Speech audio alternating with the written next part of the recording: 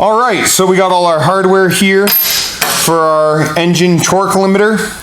For everybody that doesn't know what the purpose of this is to stop the engine from rocking left to right, or to really limit how much it rocks left to right. And since we plan to hammer this thing pretty hard, sometimes it's not a bad idea.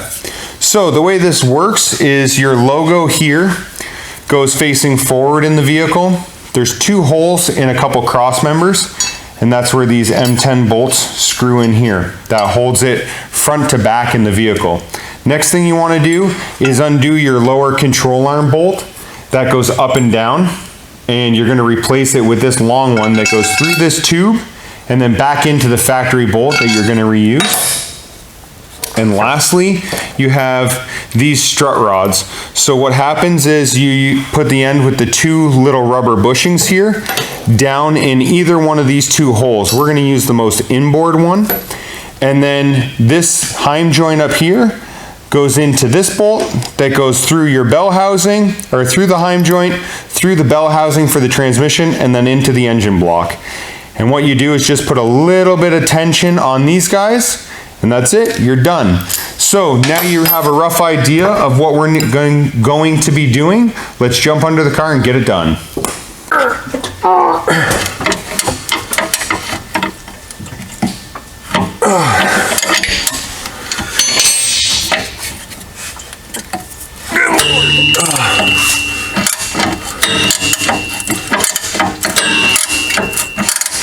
All right, so let's chat about this real quick. So this hole right here, can you see that one? Okay. This hole right here and this hole right here, the 2 inboard ones, that's that little baby bolt I showed you. We're just gonna go through the sheet metal here into the back, and then we're gonna take out these 2 big bolts, and that's where we put those larger ones that go up and hold the lower control arm in. So let's go up that way, and then we're gonna come up like this, and we're going to jump into this bell housing bolt and this one right here. And that's pretty much all it is. It doesn't hang any lower than the cross member stuff here. So it's not going to be, you know, intruding your ground clearance or anything like that. But it is also going to help keep your motor in place. So yeah, do it and be happy.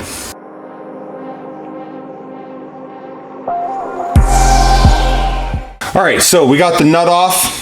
This is the bolt, the factory bolt. It's got the little wing on it, so it can't come out by itself. So the bolt we're going to discard, we're not going to use any longer. The nut we're going to keep because we're going to put it back in. So let's go ahead and take the other side.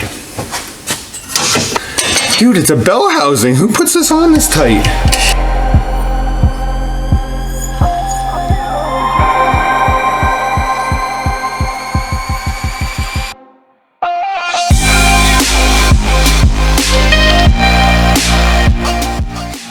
This one's gonna break, you watch.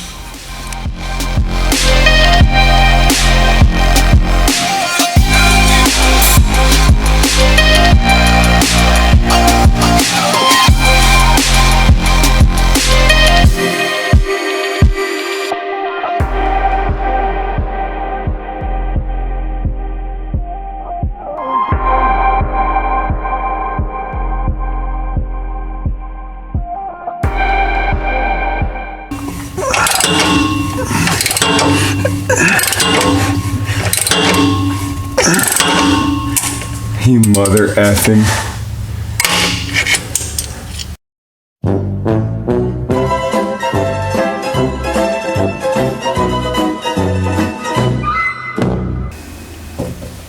Dear Diary. Yeah, Dear Diary. You know how there's that saying that's like every job is one broken bolt away from taking an eternity? Found it.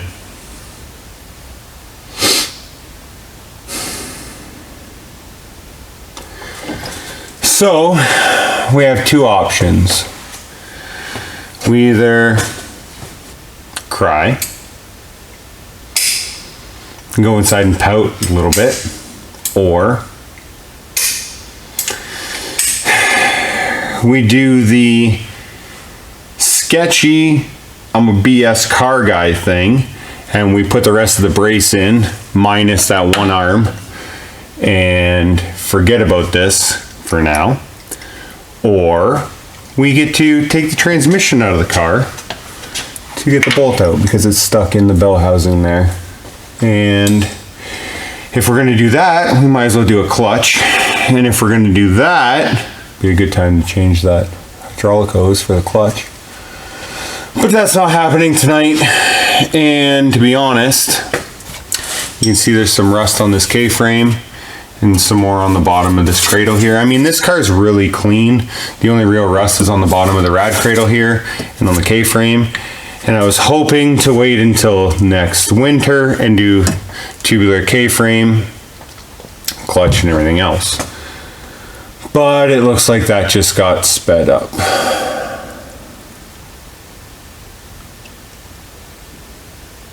Remember when they said working on cars was fun?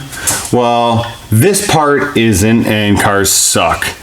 So, yeah.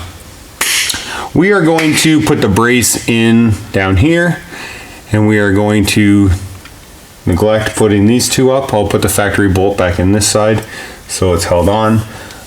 This side isn't going anywhere. It's got all the rest of the bolts, and the stud of this one is through into the bell housing now. So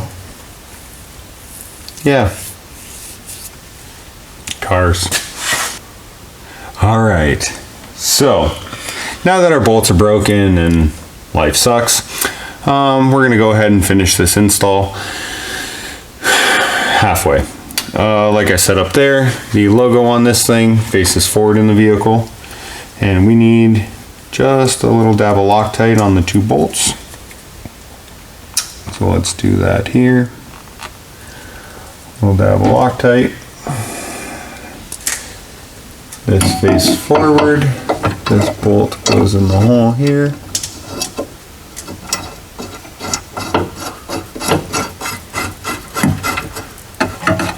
Like that. This one's gonna go in here. Like this.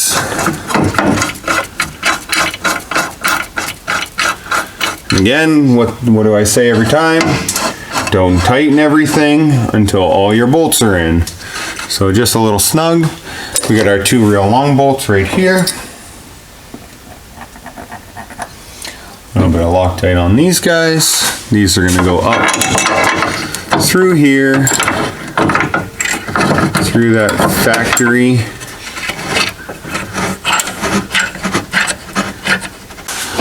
Alrighty whitey, so we got our 22 mil.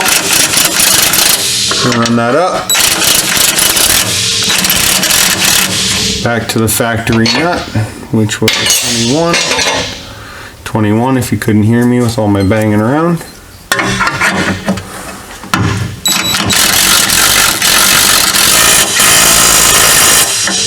There we go. I didn't follow my rule of advice and leave that a little bit loose because I'm not that smart. Kind of annoyed right now. So, don't do like me. Turn that up on there. Wrench it. Or you could drop it. Pro move, number 2. Yeah. Pro tip, drop the wrenches, it makes them work better. Okay, so that one's on there. Get your wrench back.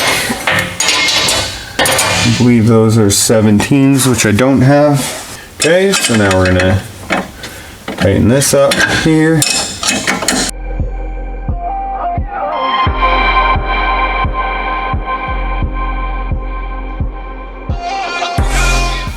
There you go. Now, just to show you, if we got our bolts out, because you know that would have been awesome, you're going to put this guy in here, much like this, and now your new bolt goes into the bell housing, and then you take this rubber here and you would put it through this hole or this hole. To be honest,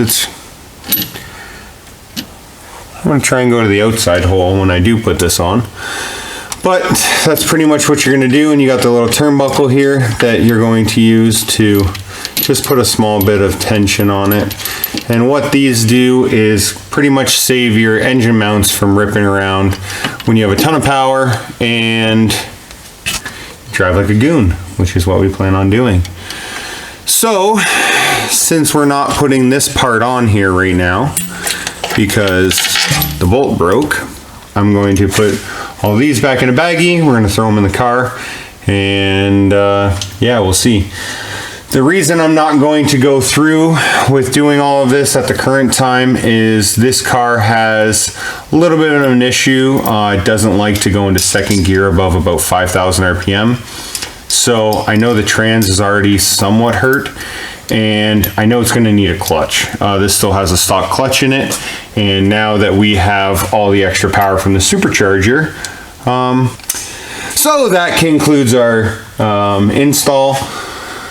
half install of this product, and I hope that one, it'll make this a little stiffer under here. You know, it won't let this thing move around too much, which will be nice.